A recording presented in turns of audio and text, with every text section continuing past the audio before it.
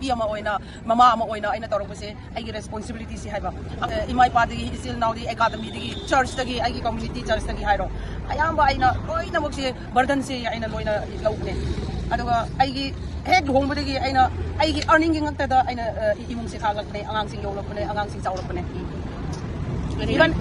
even hanagi ai gi nupa gi siki earning like debo se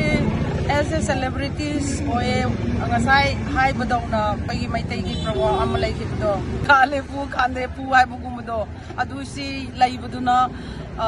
sing na haragati ai gi taraf dagi contribution se tauning da bagi na tabako tauninge openly tawdaba yadaba kudong chadaba mayam laye ama tawraga amana kari haigani amana amar somda tawdaraga na somdar kari haigani haibagi se dauk ko haidi akoi su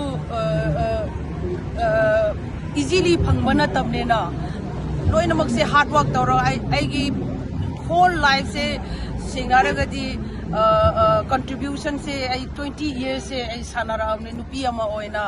mama ama oina aina torok se ai gi responsibility se haiba angang dagi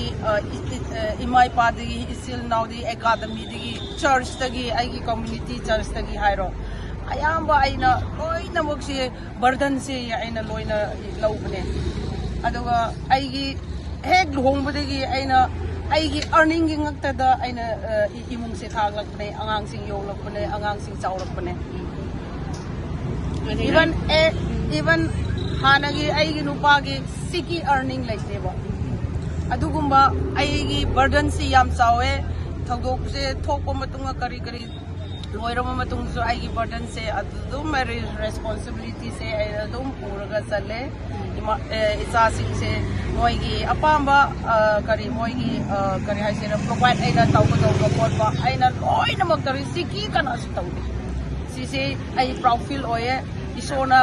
na yek tadana aduga manipur da imai bel sing nungsi bidana moina so lai kurubiba isona kurubi moigi binungsi dana angasi fawba ai siki ana tanba ngamdana leire mama hajik lagadawriba sahidasu ai tawgadawba mayam plan tawraga leire